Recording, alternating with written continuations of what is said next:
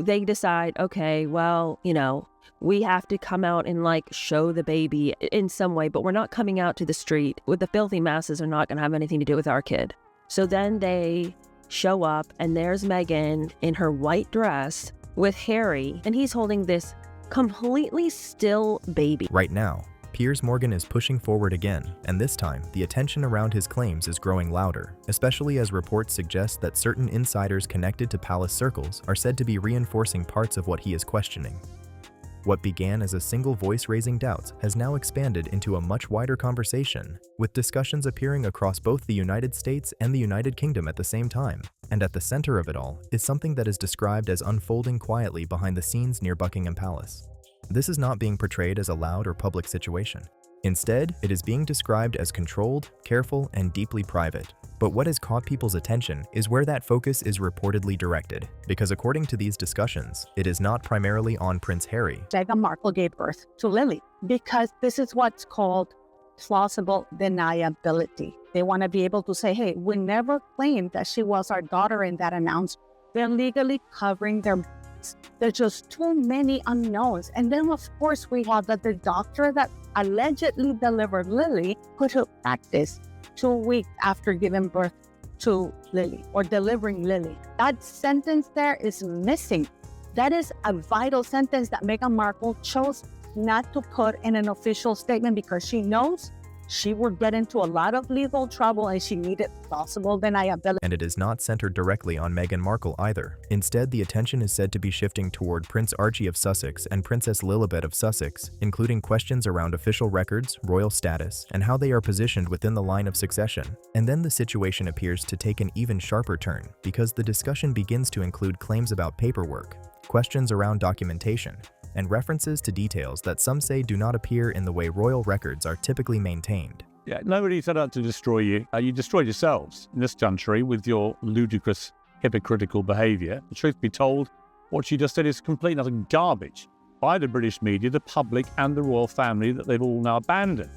In royal tradition, moments like these are usually documented with consistency, which is why even the suggestion of irregularities has been enough to spark speculation in certain circles. At the same time, it is important to note that such claims remain unverified and should be treated with caution, especially when they involve sensitive topics and private family matters. Still, according to ongoing reports, the situation is being described as creating pressure behind the scenes at the couple's home in Montecito, particularly as the conversation continues to grow across media platforms. And if even part of what is being discussed were to carry weight, it could lead to a much broader conversation than many initially expected. This is where the focus returns to Piers Morgan, who has repeatedly raised a question that continues to circulate. Harry and Meghan playing games that resulted in people unnecessarily questioning things. Every toxicity thing is result of them. Now they want to give their kids the titles of prince and princess, even though they don't live anywhere near the royal family. They don't do any duties. They do nothing to deserve it. They live in a mansion in Montecito in California and use their own royal titles to make loads of money. He frames it in a straightforward way, asking how the use of titles associated with Prince Harry and Meghan Markle aligns with their positioning outside the formal structure of the royal institution. And it is that contrast between identity, branding, and independence that keeps the debate active and draws more attention each time it is revisited.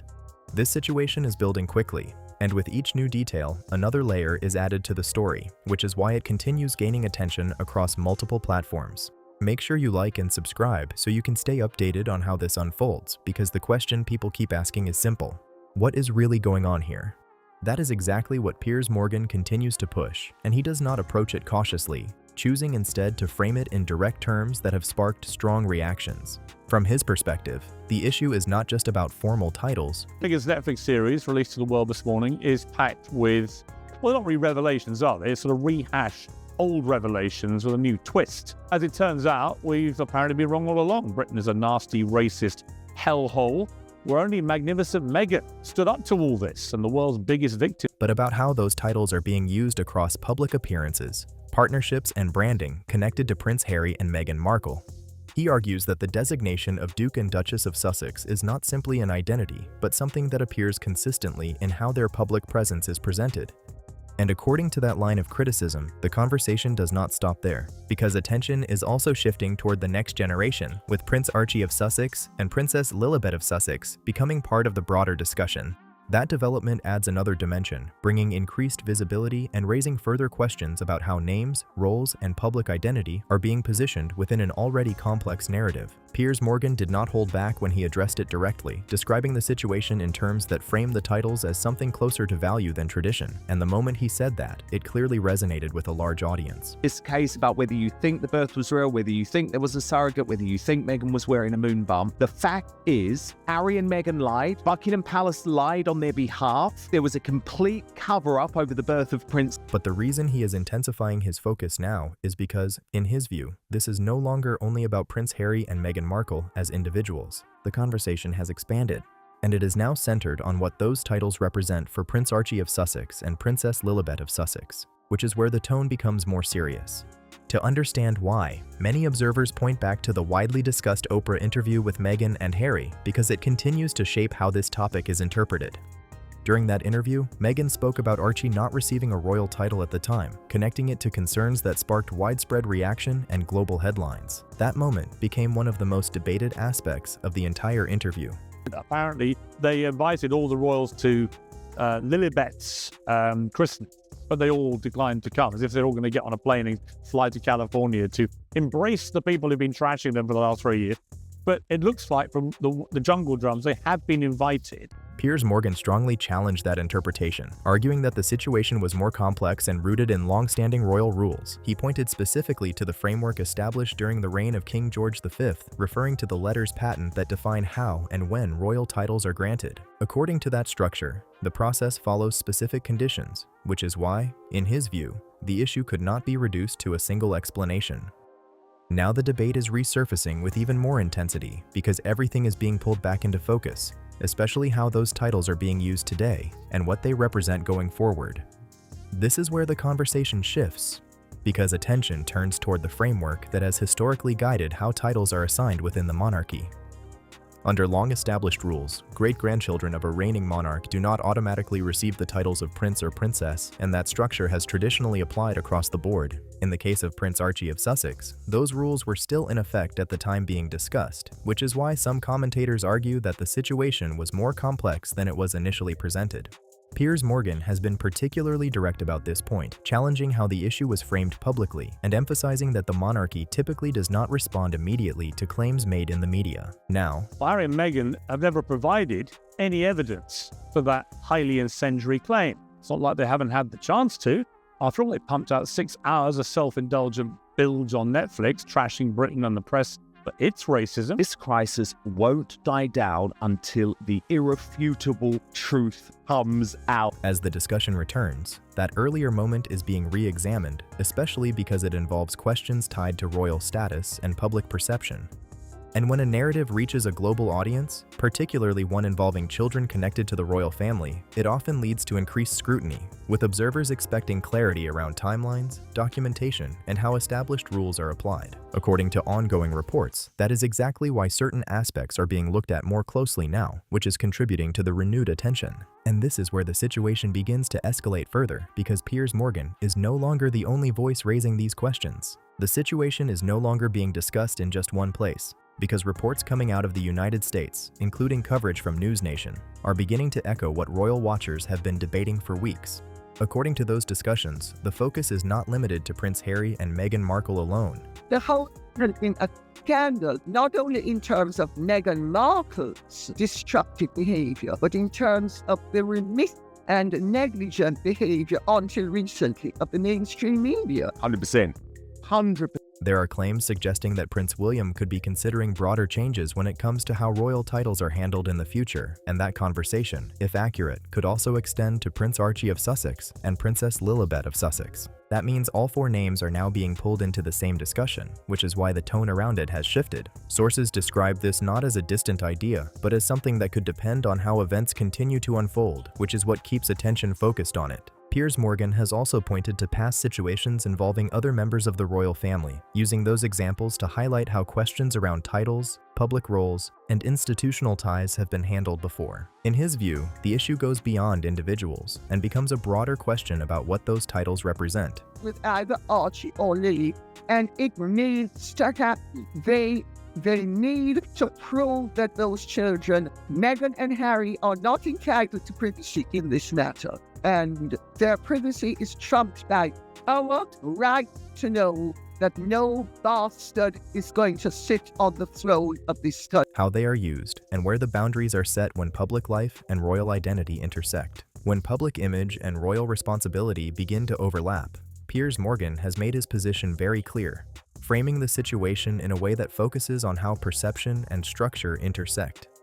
In his view, the momentum surrounding Prince Harry and Meghan Markle has started to shift, with a growing gap between their public image and the partnerships or projects associated with them. He points to changes in major deals, fluctuations in media attention, and what he describes as an increasing reliance on their royal connection as part of their identity. According to that perspective, it is not simply a personal issue, it becomes structural, because once titles, branding, and public roles begin to overlap in this way, Princess Lilibet Diana had been christened. Why would they use a title for their children that represents an institution they loathe so much? it raises broader questions at an institutional level. That is why some ongoing discussions suggest that any future decisions around titles would not be limited to a single couple, but could be applied more widely. Names like Princess Beatrice and Princess Eugenie have been mentioned in that wider context, which signals that if changes were ever considered, they could reflect a more consistent approach across the entire royal structure, rather than targeting one situation alone. The principle Piers Morgan keeps returning to is straightforward, because in his view, if someone is no longer actively working within the royal framework, the purpose of maintaining an official title becomes more difficult to justify. He often highlights examples like Zara Tindall, who has built a public profile without holding a formal title, as a way of showing that there are alternative paths that do not rely on royal designation.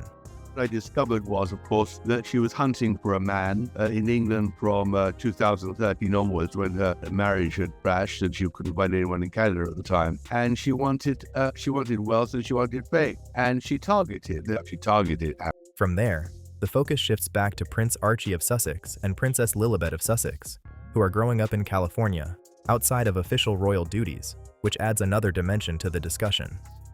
Their situation brings the conversation into a more modern context, raising questions not only about tradition, but about how those traditions adapt over time. And that is where the debate continues to intensify. Everything that Meghan is doing in her pursuit to become a lifestyle billionaire goes completely against the agreement that she made with Prince Harry not to exploit their children for commercial gain. Because it is no longer only about historical rules, it is about how those rules are interpreted today. At the same time, reports suggesting that Meghan Markle could challenge any potential changes through legal action have added another layer to the discussion, and that possibility alone has triggered strong reactions. Piers Morgan addressed that idea directly, questioning how such a move would align with the broader relationship between the couple and the institution, which only pushed the conversation further into the spotlight. His response focuses on one central idea, because according to Piers Morgan, the authority behind royal titles ultimately comes from the crown itself, which makes any legal pathway far more complex than it might initially appear. She was never pregnant at all. Instead, the videos embolden conspiracy theorists. They're calling it Megspiracy. From that perspective, the issue becomes less about individual preference and more about control. Specifically, who defines the value of a title and who holds the power to grant or remove it. And right now, that question is what continues to drive the conversation forward. This is where the discussion takes another turn, because Morgan has also pointed to what he interprets as reactions coming from Montecito, suggesting that the idea of applying legal pressure to influence royal decisions reflects a misunderstanding of how the system traditionally operates. In his view, that perception alone adds another layer of tension, because it highlights a gap between how the institution functions and how it is being approached from the outside. And that contrast is exactly what keeps the situation feeling increasingly complex as different interpretations continue to collide in public discussion. Also, let's remember that Meghan was hale and hearty at 8 months pregnant, having not gained a pound, having not shown, though, that Berkeley head. Is that the photograph where Archie does the deep dive between her legs? But now the conversation moves into the part that is drawing the most attention from royal watchers, because beyond the ongoing debates over titles and public messaging, there are reports suggesting something more serious may be happening behind the scenes. According to those discussions, senior advisors connected to Buckingham Palace are said to be reviewing certain details, with the focus reportedly linked to Prince Archie of Sussex and Princess Lilibet of Sussex. These claims describe what is being framed as an internal look at documentation, timelines, and how records align with established royal processes. At the same time, it is important to approach such reports carefully because they remain unconfirmed and involve sensitive personal matters. Piers Morgan has commented on what this could imply, suggesting that if any form of review were taking place, it would reflect the seriousness with which the monarchy treats questions related to structure and protocol. Harry and Meghan need to do is prove to us that she popped those babies out. If they don't, it is unfair on the children. It's also unfair on the royal family because it puts the royal family in a very invidious position because the royal family, there are certain things they can and can't do by law, and Meghan and Harry know. Historically, issues connected to lineage and official records have always been handled with a high level of attention, because they relate directly to how the system is organized. That is why even the suggestion of discrepancies, such as claims about changes to documents like a birth certificate, has been enough to generate discussion, even though such claims require careful verification and should not be treated as established fact without confirmation. And it is exactly this mix of reported detail and uncertainty that is keeping the conversation active as people continue to question what is real. Harry has written extensively and they have commented extensively on her pregnancies with Archie as well as the birth of Lily. And remember, Meghan was so hungry as she was going to be pushing out Lily that they had to stop for, was it tacos at Taco Bell or some such, again, BS. What is interpretation and what might come next? Meghan's full legal name, Rachel Meghan Markle, was reportedly altered on the document, with her royal styling appearing in its place. Her Royal Highness the Duchess of Sussex, without a first name or surname listed at all, and that specific change has become one of the biggest talking points in this entire discussion. Because in a system that depends so heavily on tradition, consistency, and absolute precision, even a change that looks small on paper can end up triggering much larger questions once people begin looking at it more closely. What Piers Morgan keeps focusing on is the part that immediately stands out, and once people hear it, it becomes difficult to dismiss. In royal systems, paperwork is not handled casually. They're legally covering their risk. There's just too many unknowns. And then, of course, we have that the doctor that allegedly delivered Lily put her practice 2 weeks after giving birth to Lily or delivering Lily. That sentence there is missing. And changes of that kind are usually treated with extreme care because every edit is expected to come with a request, an approval, and a documented explanation that shows exactly why it happened. That is part of how the system maintains order and credibility over time. But this is where the story begins to look more complicated because once questions started being raised about that change, the explanations being given did not appear to line up.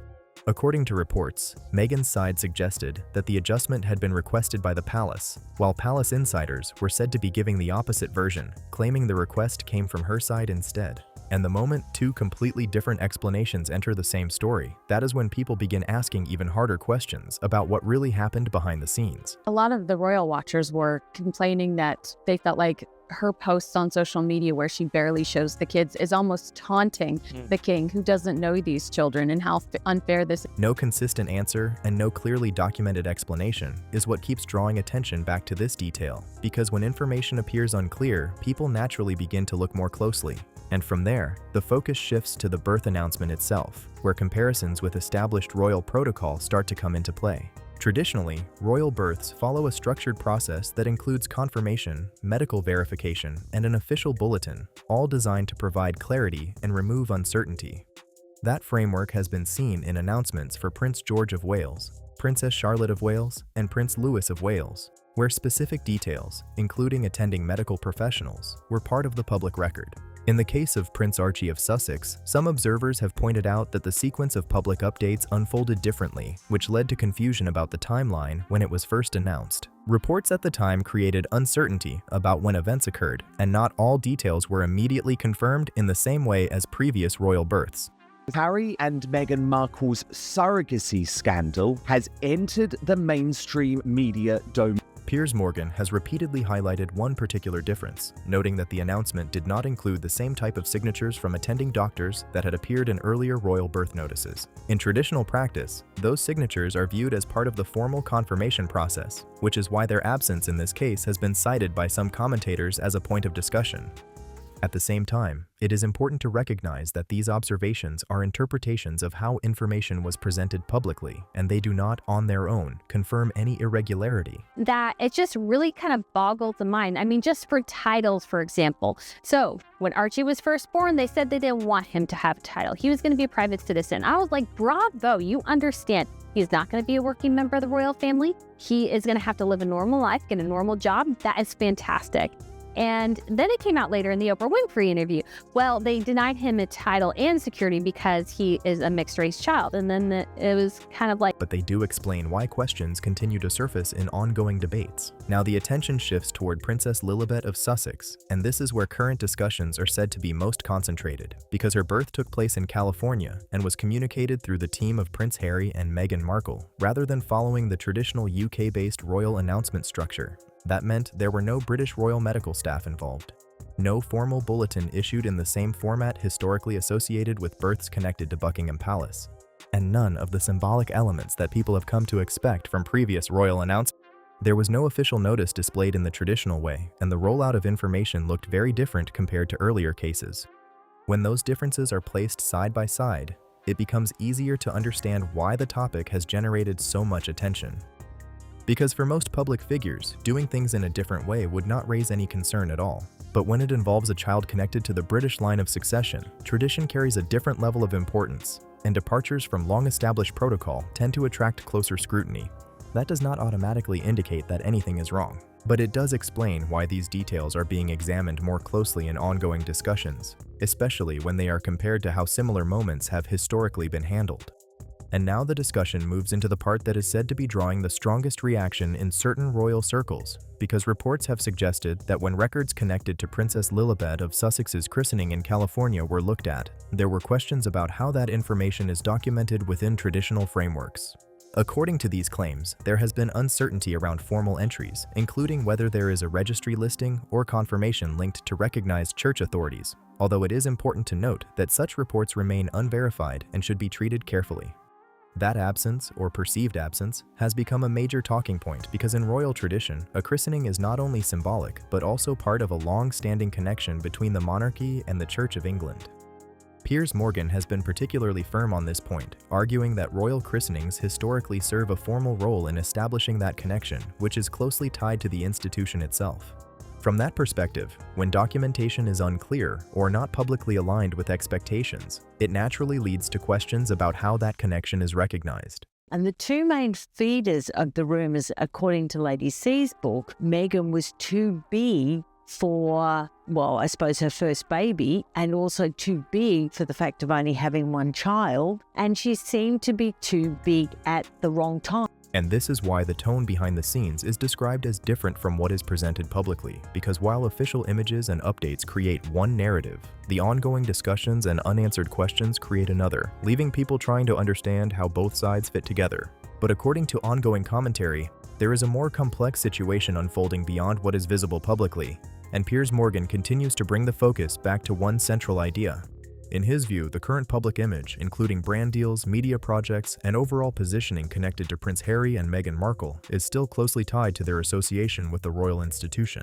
He argues that if that connection were to weaken, even slightly, it could change how everything is perceived going forward.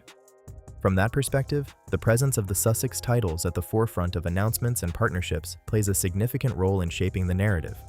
And without that framing, he suggests the story would shift. Instead of being seen through a royal-linked identity, it would become the story of two individuals who stepped away from the institution and later spoke critically about it. In his interpretation, that shift does not reinforce the brand. It redefines it entirely. And this is where the focus turns back to Harry, because according to Morgan, there is an aspect of his role in this evolving narrative that often goes unnoticed, yet remains central to how the entire situation is understood. According to ongoing reports, Prince Harry is said to have believed that regardless of where his family lived, even in California, the royal identity of his children would remain fixed, something permanent and not subject to change. But that belief is now being tested, at least in the way the situation is being discussed publicly, with claims suggesting that he may have attempted to reach out to senior members of the royal family without receiving clear responses. The explanation often put forward in these discussions is that when matters are viewed as constitutional or institutional, personal relationships tend to take a secondary role, and decisions are approached from a structural perspective rather than an emotional one. Piers Morgan has also directed criticism toward King Charles III, arguing that there were earlier moments when firmer decisions could have been made, including after major interviews and public statements that drew global attention. From his point of view, the absence of decisive action at those stages allowed the situation to develop further and become more complex over time. And now, according to the same line of commentary, the focus of that pressure is beginning to shift toward Prince William, as discussions continue about how the monarchy might respond moving forward. Piers Morgan makes it clear that he sees Prince William as someone who would take a more structured and long-term approach, arguing that William is focused not only on the present situation, but also on what it means for the future of the monarchy, especially with Prince George of Wales, Princess Charlotte of Wales, and Prince Louis of Wales next in line. So the question becomes, where does this situation go from here? According to those following these developments closely, several possible paths are being discussed, though none of them are confirmed. One idea is what some describe as a quiet freeze, where titles technically remain but are no longer actively used or emphasized in official contexts, gradually fading from prominence. Another possibility being mentioned is a subtle reclassification, not through a major public announcement, but through incremental changes, such as adjustments to official listings, which could position Prince Archie of Sussex and Princess Lilibet of Sussex more clearly outside the working royal structure. And then there is the third scenario, the one Piers Morgan has suggested could carry the most impact, which is why it continues to draw attention. Because if that option were ever seriously considered, it would not just adjust details. It would redefine how this entire situation is viewed moving forward. The final option being discussed is also the most serious, because it centers on the idea of formal removal, a step that, if ever taken, would carry significant implications for how titles are recognized within the monarchy. According to these discussions, if any review were to determine that certain protocols or standards were not aligned with established expectations, then in theory, the authority ultimately rests with the Crown to make decisions based on how the institution is structured. But it is important to emphasize that this remains part of speculation and commentary, not a confirmed process currently underway. What gives this conversation weight is the broader principle behind it. Because historically, the system has been designed to preserve continuity and stability above all else, which is why even the suggestion of structural decisions draws attention. Piers Morgan has remained consistent in his view on this point, framing it in simple terms. He argues that the Crown, as an institution, is intended to endure regardless of individual circumstances. From that perspective, people may come and go, but the structure itself remains. He also highlights another element that continues to fuel the debate, which is how Prince Harry and Meghan Markle have built a public image that still draws heavily on their royal association, including titles, history, and identity. And it is that connection between personal branding and institutional identity that keeps this entire discussion active and evolving. But at the end of the day, the authority behind all of this still rests with the monarchy itself. And from that perspective, any shift at that level could quickly change how everything connected to those titles is viewed moving forward. Because in theory, it would only take one formal decision from the top to reset how those titles are recognized, and if that were ever to happen, the impact would be immediate and impossible to ignore. That is why the conversation is now moving toward a bigger question. Should Buckingham Palace address these discussions openly and publicly, or handle everything quietly behind the scenes without turning it into a global moment? Either way, the situation is still unfolding, and it is not slowing down anytime soon. So now it comes down to you. What do you think is really happening behind the scenes? Drop your thoughts in the comments, hit like, subscribe, and share this video, because this story is far from finished. This is Palace Loop, where the story goes deeper than the headlines.